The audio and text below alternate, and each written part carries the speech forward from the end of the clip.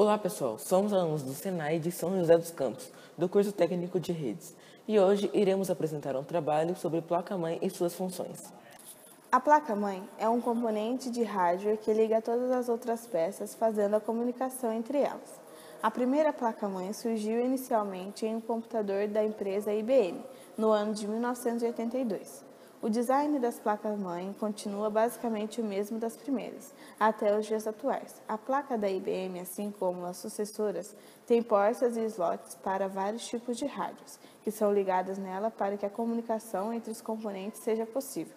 HD, memória, processador, leitores ópticos, fontes, placa de vídeo, tudo é conectado à placa-mãe. Agora iremos falar um pouco sobre o que a placa-mãe faz com cada peça conectada. Processador. A placa-mãe transmite os pedidos de dados para a memória RAM e para o HD e transfere estes dados para o processador. Placa de vídeo. A placa-mãe envia as informações e dados do processador e HD para a placa de vídeo e a placa de vídeo envia estes para o monitor. Memória RAM sempre precisa de dados do HD. Esses dados passam pela placa-mãe para chegarem à memória. HD.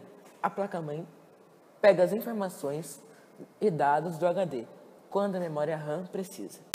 Leitor de CD e DVD e gravador de CD e DVD. Quando o leitor interpreta os dados do CD ou DVD, ele envia estes dados para a memória RAM, que por sua vez manda para o processador. Estes dados são enviados para a placa de vídeo, que os transmite pelo monitor. Gravador de CD e DVD. Embora seja feito pelo mesmo equipamento, o sistema de gravação age diferente. O processador manda os dados a serem gravados para o gravador, que interpreta e grava os dados. Socket é o slot horizontal onde é instalado o processador de seu sistema. É evidente que toda placa-mãe possui um. Entretanto, cada geração de processadores, independentemente do fabricante, exige um tipo específico de socket. Então é possível ter uma ideia da capacidade da placa e de seu compasso com as novas tecnologias a partir do tipo de socket oferecido no modelo. Todos esses processos citados não seriam possíveis sem a placa-mãe para transmitir os dados. Caso fossem ligados entre si, todos os equipamentos teriam de ter memórias para guardar os dados, e todos os dados iam passar por peças as quais não existiriam necessidade de passar. Placas-mãe estão presas à evolução de outros hardwares. Quando é lançado um novo processador, dificilmente esse processador será compatível com uma placa anterior, mesmo se esta for nova. Esses problemas de compatibilidade, juntado ao problema de algumas placas não aceitarem processadores de outras empresas, faz com que seja necessário trocar algumas vezes o computador inteiro. Esta é uma imagem de uma placa-mãe onde mostra seus componentes. Acompanhe. Item A. Processador. O item A mostra o local onde o processador deve ser conectado. Também conhecido como socket, esse encaixe não serve para qualquer processador, mas sim para um modelo específico. Cada tipo de processador tem características que o diferenciam de outros modelos. Essas diferenças consistem na capacidade de processamento, na quantidade de memória cache, na tecnologia de fabricação usada, no consumo de energia, na quantidade de terminais, as perninhas, que o processador tem, entre outros. Assim sendo, a placa-mãe deve ser desenvolvida para aceitar determinados processadores. B. Memória RAM. O item B mostra os encaixes existentes para a memória RAM. Esse conector varia conforme o tipo. As placas-mãe mais antigas usavam um tipo de memória popularmente conhecido como SDRAM. No entanto, o padrão mais usado atualmente é o DDR, Double Data Rate, que também recebe a denominação de SDRAM2, termo pouco usado. A placa-mãe da imagem a seguir possui duas conexões, ou slots, para encaixe de memórias DDR. Item C. Slot de expansão. Para que seja possível conectar as placas que adicionam funções ao computador, é necessário fazer uso de slots de expansão. Esses conectores permitem a conexão de vários tipos de dispositivos, placas de vídeos, placas de som, placas de redes, modems e etc. são conectados nesses encaixes. Os tipos de slots mais conhecidos atualmente são o PCI, item C1, o AGP, item C2, o CNR, item C3 e o PCI Express. As placas-mãe mais antigas apresentavam ainda o slot ISA. Item D. Plug de alimentação. O item D mostra o local onde deve se encaixar o cabo da fonte que leva a energia elétrica à placa-mãe. Para isso, Tanto a placa-mãe como a fonte de alimentação devem ser do mesmo tipo. Existem atualmente 2 padrões para isso, o ATX e o AT. Esse último saiu de linha, mas ainda é utilizado. No entanto, HDs, utilidades de CD e DVD, drive de disquete e cooler, um tipo de ventilador acoplado ao processador que serve para manter sua temperatura em limites aceitáveis de uso, devem receber conectores individuais de energia. Item E: conectores IDE e drives de disquetes. O item E2 mostra as entradas padrão IDE, onde devem ser encaixados os cabos que ligam HDs e unidades de CD/DVD à placa-mãe. Esses cabos, chamados de flat cables, podem ser de 40 vias ou 80 vias. Grossamente falando, cada via seria um fiozinho, sendo este último mais eficiente.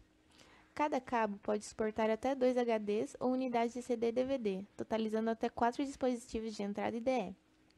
Note também que E1 aponta para o conector onde deve ser encaixado o cabo que liga o drive de disquete à motherboard. Existe também um tipo de HD que não segue o padrão IDE, mas sim o SATA, Serial ATA, como mostra a figura a seguir. Item F: BIOS e bateria. O item F2 aponta para o chip Flash ROM e o F1 para a bateria que o alimenta. Esse chip contém um pequeno software chamado BIOS, Basic Input Output System, que é responsável por controlar o uso de hardware do computador e de manter as informações relativas à hora e data.